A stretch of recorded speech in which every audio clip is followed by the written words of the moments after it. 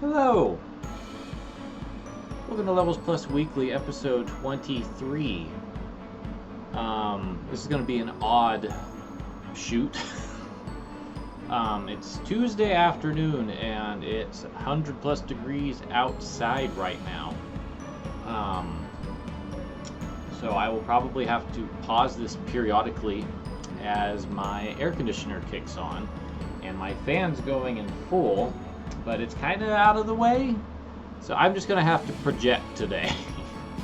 The other part I filmed Sunday morning when it wasn't quite so hot. So what are we going to do today? Well, we've got some more E3 discussion on what I think might happen, as well as a pickup. I've got a cool book in my lap, which I'm going to share first.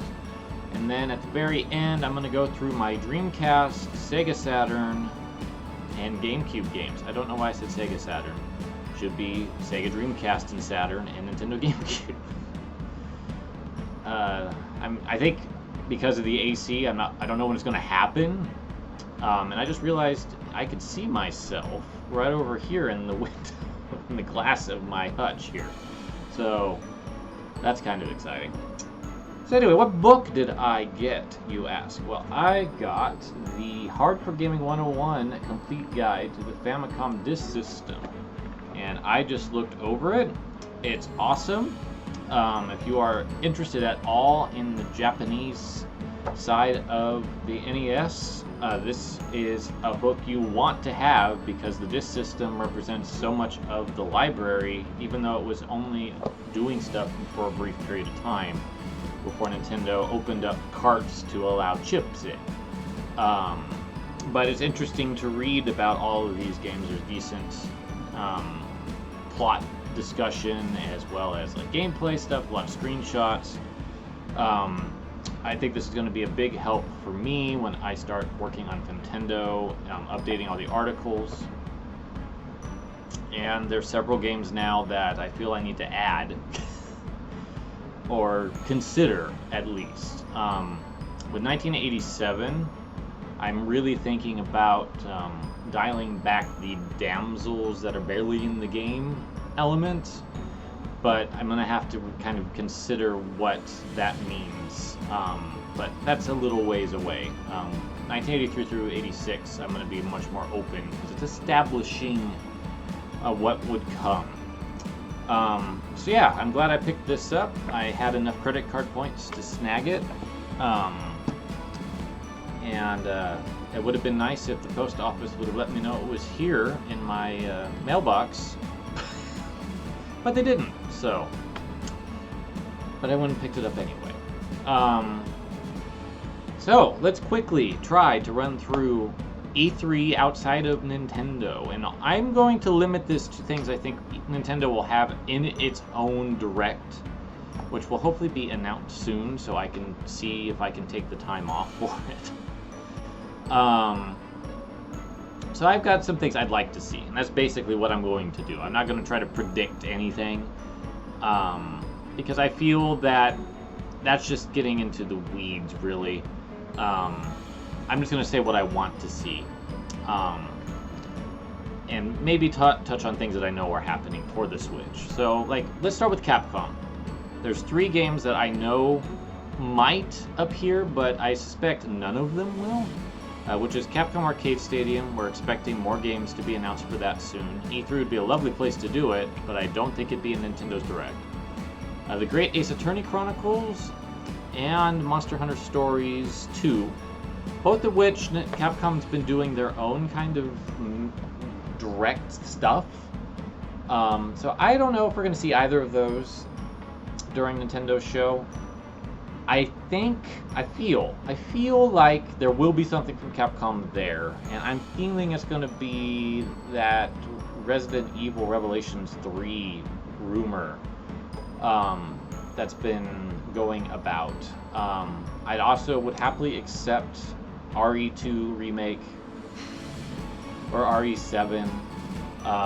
Older games in the RE engine that might be able to scale down now that the RE engine is running on the Switch. That's what powers Monster Hunter Rise and Stories 2, as well as Capcom Arcade Stadium. So That would be cool.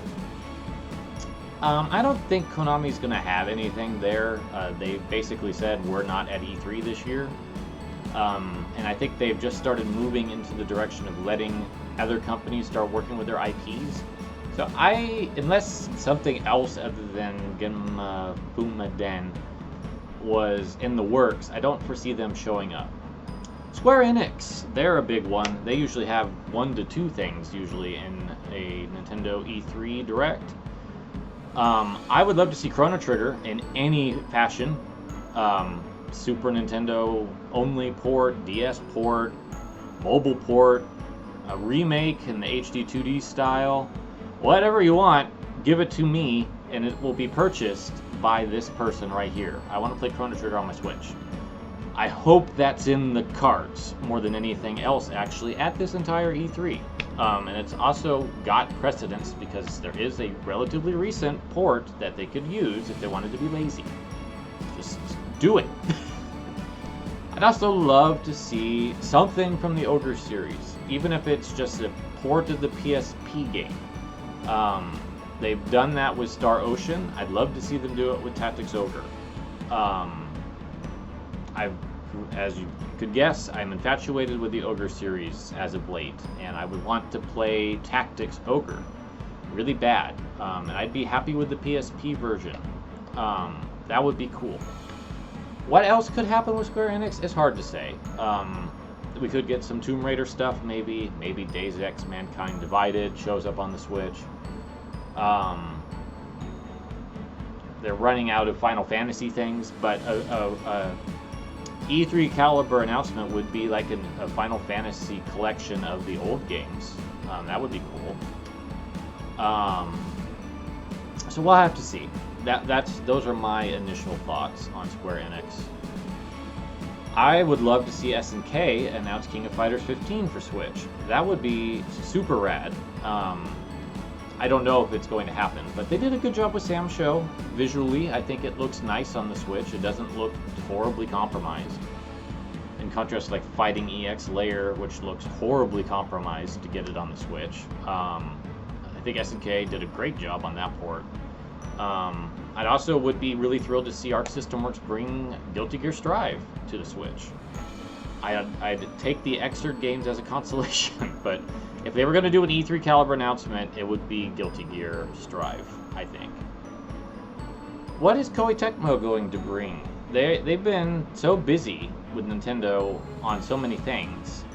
I suspect we'll maybe get Age of Calamity DLC stuff brought up, but maybe a new Musou game with another Nintendo property, or like a sequel to one they've already done. I don't think we'll get another Hyrule Warriors game, but maybe Fire Emblem Warriors 2. I'd accept that, as long as they opened it up to the entire series and maybe axed half of the Fates cast that's in the game, and made them all more diversified. I would be happy with that. Totally happy with that.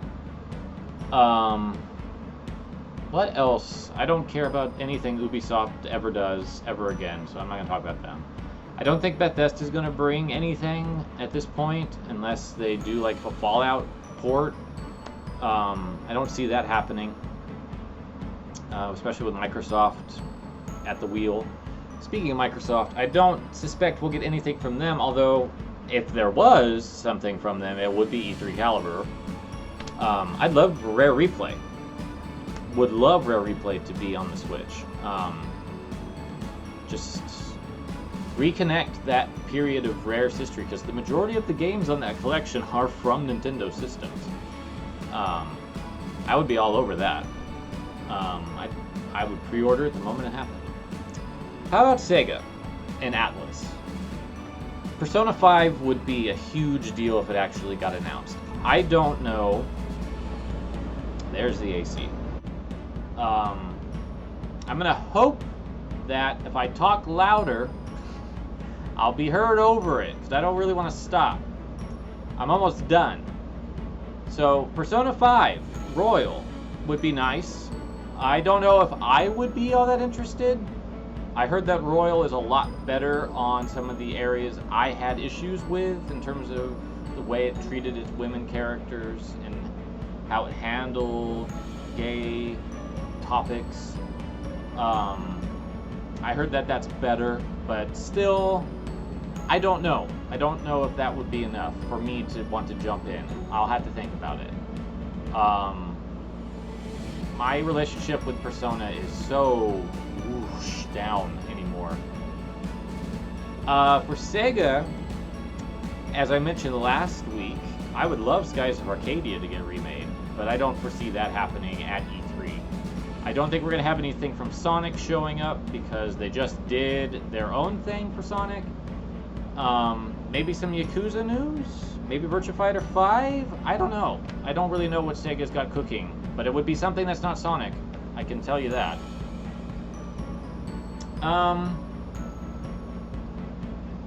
I hope that Nomada Studio has something in the pipeline that Devolver is going to show during their particular thing.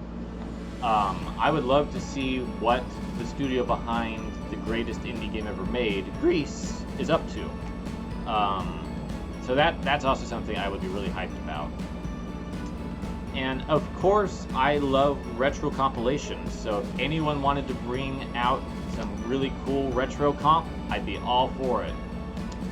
Last but not least, Bandai Namco. What could they bring? They could do something with Tales.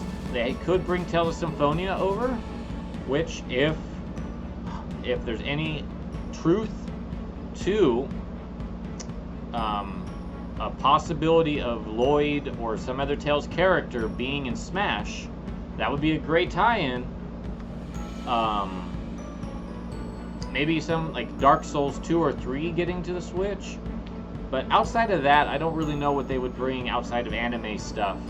And I don't think, unless it's in the little teaser thing that they tend to do, that they would show an anime thing, unless it was a really big deal. Like Arc System Works making another fighting game or something like that. So those are my thoughts. That was really rapid, I know. But I think that I don't want to get too deep into other stuff, because I also know how long I went with the second part of this video. So we'll cut it here, we'll have a cat intermission, and then we'll travel back in time to Sunday when I talked about GameCube, Dreamcast, and Saturn stuff in my collection.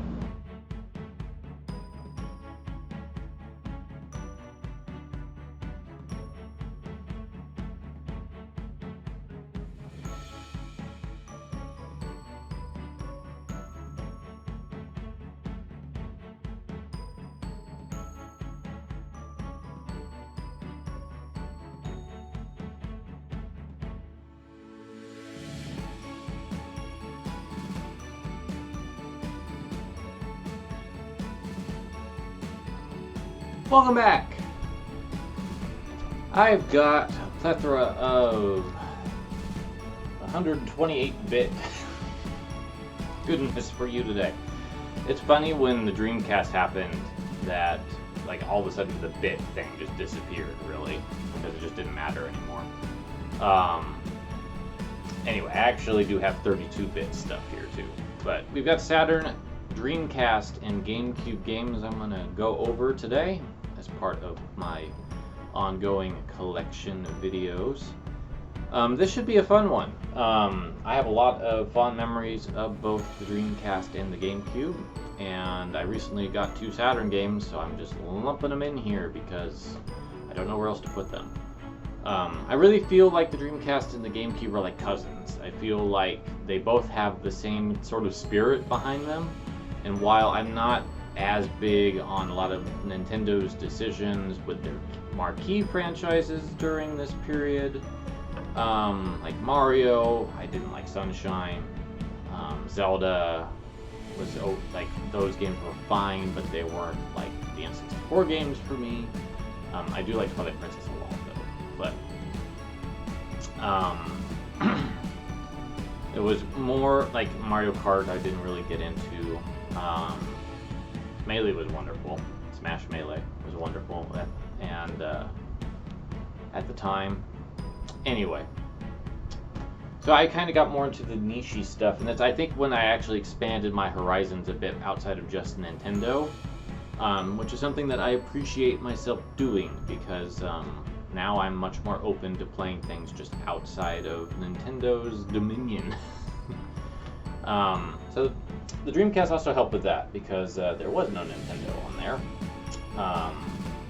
and it really just felt like a wonderful, wonderful little system that had given me a lot of personal preferences and personal favorites. It's got a really high ratio of those. So let's just get the Saturn stuff out of the way, although they're not inconsequential. So it's Ogre Battle and Tactics Ogre for the Saturn. Japanese versions, because I'm pretty sure they didn't bother to localize these. I'm trying to remember, I've been trying to remember if Atlas did Ogre Battle and Tactics Ogre when they localized, or if they just did Tactics Ogre. I'm not remembering.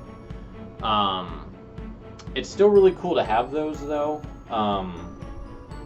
Like I said, I've been infatuated with the Ogre series for a while, like just wanting to collect them, and I don't really know why. I just really like 64 and like what was being attempted with this series, and I want to like embrace it more than I have. So Square Enix, if you happen to be watching, it'd be wonderful to have those on a modern platform, all 5 of them. So let's move on to the Dreamcast.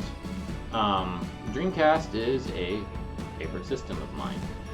I would say, like, if the Switch is my favorite system of all time, because it just has so much good stuff on it from all over the place.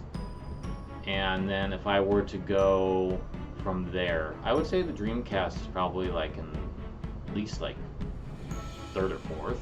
I just really like the Dreamcast, and there's a lot more stuff I'd like to pick up for it someday as time moves on. But I have filled a few gaps, but there's still some stuff I'd like to get. So go ahead and start with my favorite Dreamcast game, Skies of Arcadia. I bought this at Circuit City. I think it was discounted a bit because it had been there for a while. And I absolutely loved playing through this the first time, but this is the second time I've owned the Dreamcast version.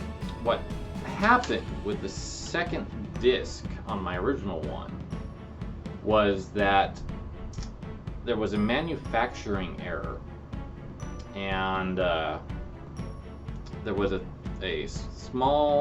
very thin, I should say, very thin piece of plastic that got stuck on the disc and made the Dreamcast laser have a hard time reading it. And I didn't want to dip it into boiling water for a second to try to get it off. So when Legends came out, I just decided to sell the Dreamcast one. But I bought this one from a forum friend. It's not perfect. There's actually a small crack in this disc. You can kind of see it towards the bottom there. But I bought it more just to have like my favorite game in an American version on its original form. I do want to get the Japanese limited edition version of this because, as we'll cover when we get to the GameCube, I have no problem buying Skies of Arcadia from Japan. The other Sega game I have in case is Choo Choo Rocket, which came from the same forum friend. I played the demo of this a long time ago, and I quite like it. It's a quirky game. It's Sega really just at that time was just really inventive and goofy, and I love that about the Sega of the late 90s, early 2000s.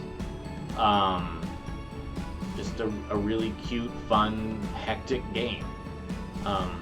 The other Sega puzzle game that I really liked from this period is Sega Swirl. So if Sega ever got the inclination to bundle Sega Swirl and Choo Choo Rocket together, I would be in puzzle heaven probably, because I enjoy both of those games immensely. Now we've got the Capcom run. The Capcom run begins. I've got 5 games of theirs. There's a couple more that I do want to pick up down the road. But let's start with the one that is probably the most important to me overall, which is Marvel vs. Capcom.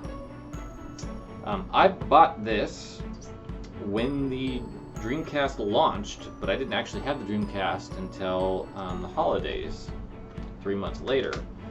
That's how much I wanted this game. That's why I bought the Dreamcast originally, to be completely honest. And I love this game a lot. It's not on my top 111, but it is a wonderful game that taught me so much about how these fighters work. Prior to this game, I actually had no opportunity to own a Capcom fighting game. I had the NES, the Commodore 64, and the N64, and none of those were the ideal platform to even attempt a fighting game like this, because the NES was too simple, the Commodore 64 was also fairly simple, and the N64 just was not designed for a 2D fighting game. That controller was not friendly to that idea. But when I got this, I learned how to play these. That's the game that taught me how to do Hadoukens and Shoryukens and all of the moves. Funny thing though, I just realized this, although I think I've noticed it before, is that on the back here, you can see that the left screenshot is actually from X-Men vs. Street Fighter, because Akuma is not in this game. But yeah, that game's it's definitely a landmark piece of software, and I actually have written about that. And I think I found it and put it on the blog. So my journey with Capcom fighting games on the Dreamcast can be found there. So Marvel vs. Capcom 2 is on my top 111. This is just chaos, and this was one of the first games that I remember being so hyped for that I was actually like following the news about like, ooh, all these hidden characters that are in here, and just being so hyped. I actually remember doing, like, when I had internet access, looking up like Shoryuken.com and just trying to keep up with everything that was going on about this game. So when I was going to pick it up, I remember going to the mall, because I believe I had this at Sam Goody on pre-order, or Funko Land maybe. And they hadn't opened yet, so the arcade, however, had. So there was a little Namco arcade like right around the corner. So I went in there to wait, and they had the arcade version of Marvel vs. Capcom 2. So I played that and won a few matches, because this was way before the meta had been figured out. And like my team of Gambit and 2 other characters I can't remember, because Gambit's always on my team, actually hung in there for a couple rounds, and then when I lost, I went and bought this for the Dreamcast. So lots of good memories with Marvel vs. Capcom 2, especially playing with friends. It's such a fun game. It's a broken game, and now like the very thought of playing it is so technical, because you have to like use the assists in such a specific way and all that. But I just play it for goofiness. I don't really play it for any competitive sense. Project Justice, probably the rarest game that I have for the Dreamcast to this day. This is not one that you can find for cheap anymore. I love this game though. This is such a quirky, goofy 3D/2D fighter. Akira's in it, and I love Akira. I'm so happy she's in Street Fighter V. The artwork is great. This is actually one of the few times that Capcom's kind of haphazard package design of just throwing renders and artwork together, and instead of using the actual promo art that their Japanese branch created for them.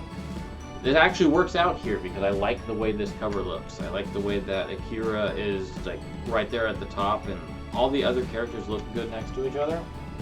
In contrast to this, which looks terrible.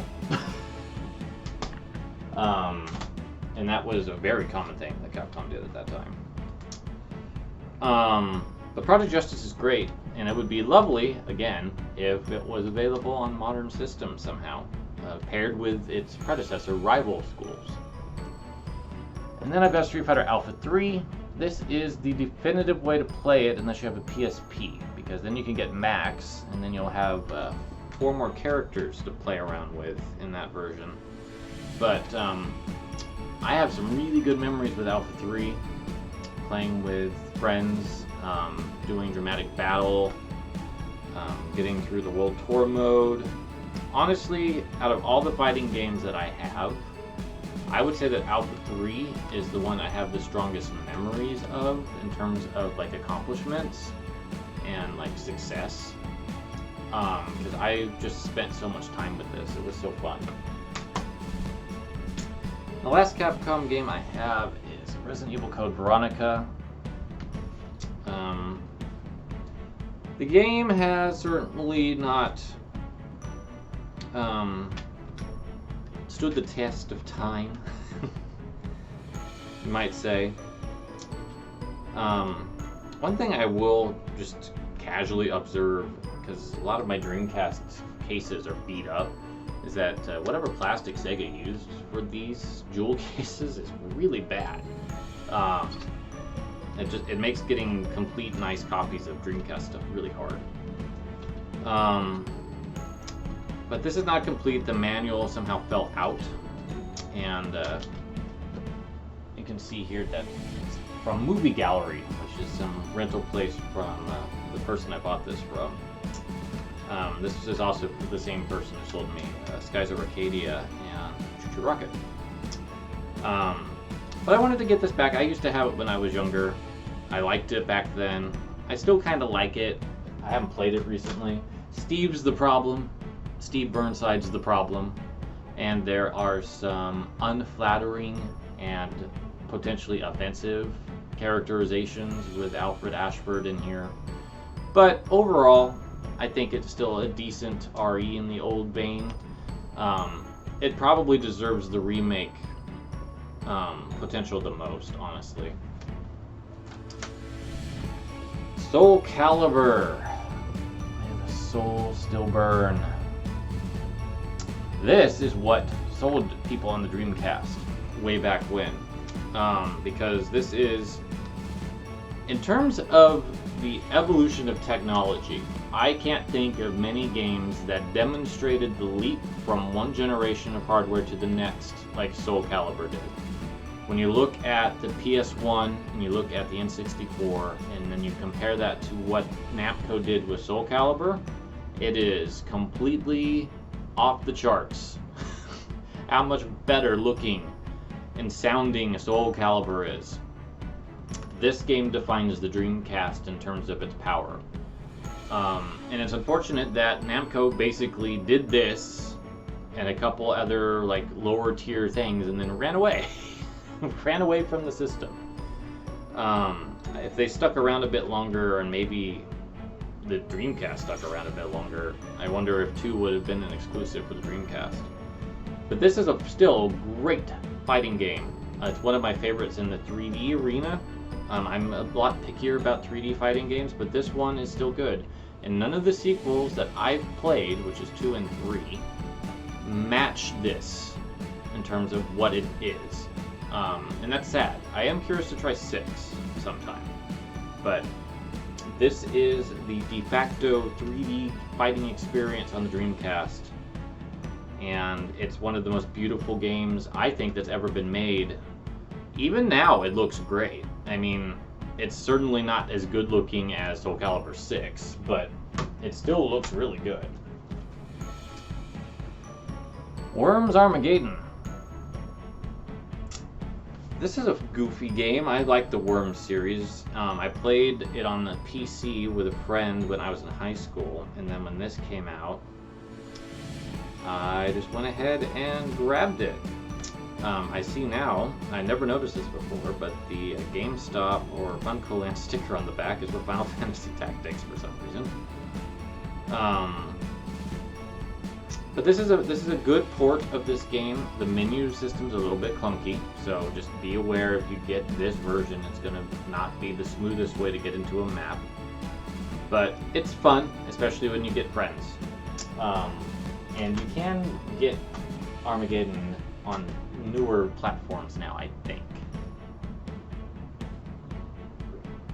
But it's probably the best way to play the old school ones, because that series is still going. Last but not least for the Dreamcast is King of Fighters Evolution. This was my introduction to SNK. And it remained like my sole means of playing SNK games until the Wii. Yeah, the Wii, when I got the SNK Arcade Classics collection, which had the original King of Fighters 94, and World Heroes and like Fatal Fury, and then I got the Fatal Fury Battle Archives for the PS2 and then King of Fighters 11. Because those all came out so late. I really like Evolution though. I still think it's a good fighting game in the KOF series. It's my second favorite overall, behind 11. So the Dreamcast version's solid. It also has like the music of this version I like more than the original. And it's actually kind of hard to find it. But this is a good port. All right, we are now into Nintendo Land. So like I said, my GameCube collection doesn't have a lot of Nintendo stuff because, like I said, either I didn't care for it or I upgraded it. So we'll start with 1080 Avalanche, which one of the new ones. I have three games I got recently that I showed off, as well as a Japanese game that I showed off last week.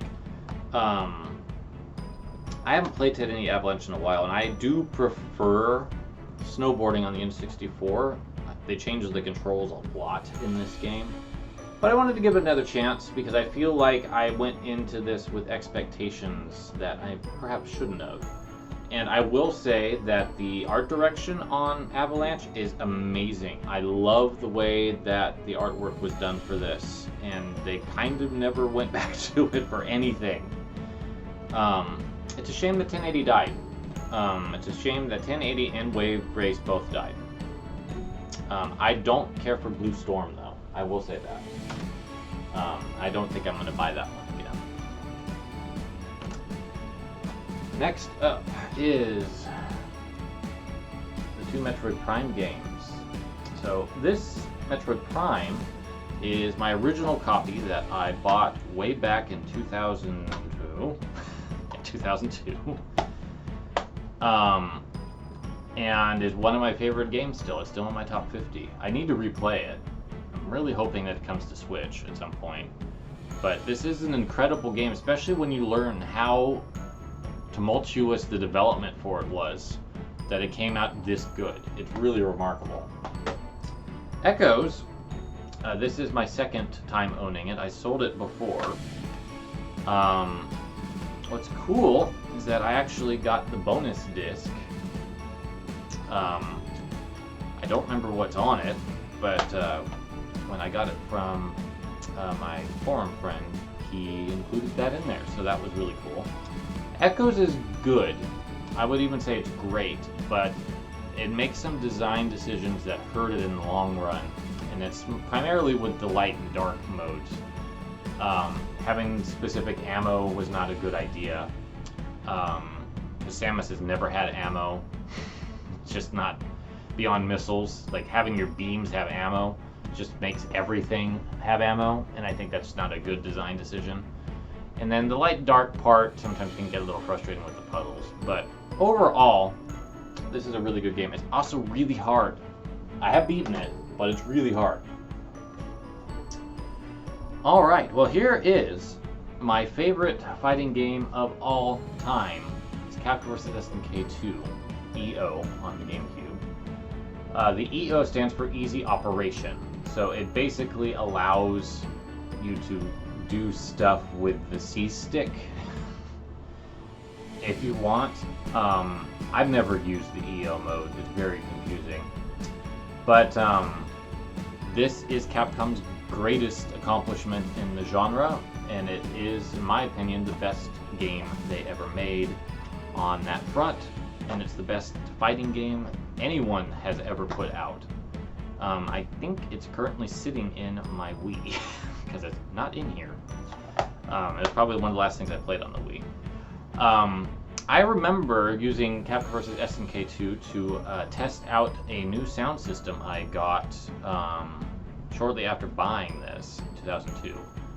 So I just remember having this going and then connecting everything to the sound system and then turning it on, and just like that arcade experience just hit me, and it was rad. I don't have that sound system anymore, but I love this game. I hate the box art though.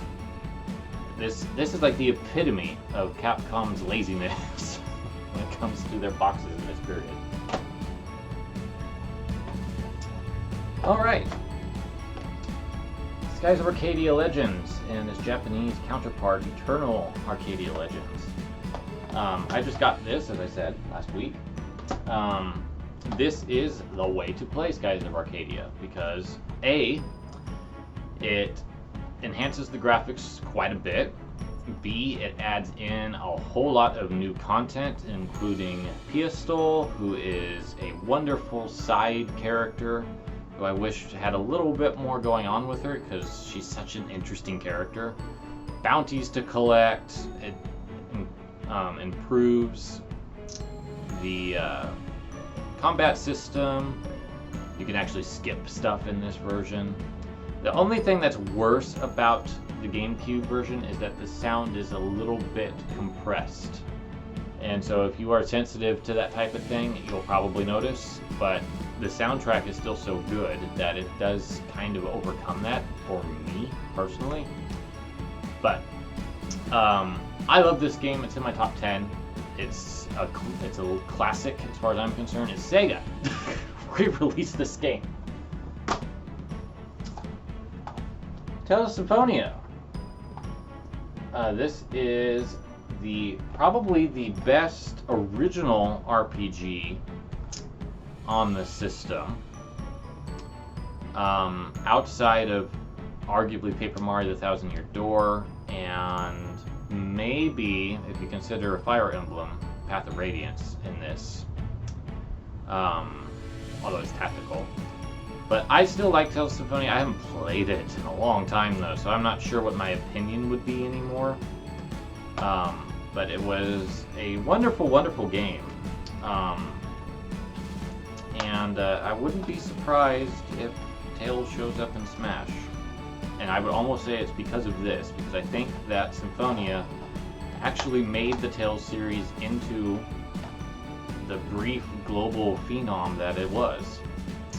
Wasn't for Symphonia, we wouldn't have had like all those Tales games. A fun fact, I actually have bootleg soundtracks for Tales of Symphonia and Eternal Arcadia that I didn't realize were bootleg when I bought them, and I still have them to this day because they have the soundtracks and they don't sound too horribly compromised in terms of the sound quality, so... Tony Hawk's Underground. In my opinion, my hot take is that this is the best Tony Hawk game. And the only reason I say that is because I like having the story when it comes to this type of stuff. I don't like most sports games. International Superstar Soccer 98 and a lot of NES games like Ice Hockey, Blades of Steel, Tecmo Bowl. Those are the games that I like in terms of just pure gameplay. But these, like, the gameplay is good, but just being able to actually have a custom character go through a storyline and become a professional skater, even though the story is written so juvenilely. I don't even know if juvenilely is a word, but it's a very juvenile story. But it's the one I like the most. It has a lot of flexibility with the moveset. It does have a couple missions that are not that fun to play, particularly whenever you have to drive a car, because that's just really rough. But overall, I really like Underground. It's the one Tony Hawk game that I'll probably hold on to. Incredible Hulk. Ultimate Destruction. I traded Mega Man Anniversary Collection to a friend for this, if I remember right. I think I got the better end of the deal though, because this is one of the best superhero games. This captures what the Hulk's all about, and it's a lot of fun. The biggest issue it has is that as you get stronger, the game just kind of gets relentless with trying to prevent you from really enjoying being strong, which is unfortunate. But overall, this is a great game, and one I would recommend tracking down on any system, because it's really good. And it's a shame that the sequel that they were considering never panned out. Ikaruga. I've not played this yet. I just recently got it. I don't want to support Nycala, so I went back in time to a period where Nycala was not involved or even around, and got this version of Ikaruga instead. And this was like the definitive version of the game until the more recent ones. I don't know if I'm going to get into it, but it is arguably among Treasure's best work outside of Radiant Silvergun in the genre. And I love me some Yasushi Suzuki art, and he's the art director on that one. Last but not least, it's my favorite game of all time, Beyond Good and Evil, which I have talked about plenty already on Levels Plus Weekly and on my blog. So I will just say that finding a used copy is the way to go, because don't support Ubisoft. And that is all of my GameCube, Dreamcast, and Saturn games as of right now. It was fun going over these. I had a lot of stories for a good chunk of these, so that was nice. It's always nice telling stories. So I think what's going to happen is that next weekend is when E3 starts. So I think what I'm going to do is I'm going to take a break from Levels Plus Weekly, and we'll probably do reaction stuff, and that'll just kind of go up as they happen. I want to actually like try doing live reactions to E3 stuff this year. I want to see how that works. It'll be clunky because I'll be filming either the TV or my laptop screen, whichever has higher quality. But I do want to give that a shot and see how that might go, especially with Nintendo, because I'm really curious to see what they do. Anyway, that is the dealio with what's going to happen. So we'll take a little break, but you'll get plenty of video content. Don't worry about that. Thank you for watching. I hope you enjoyed my speculation on E3 and all of the cool games I have for those systems. And I'll see you as E3 approaches. So take care.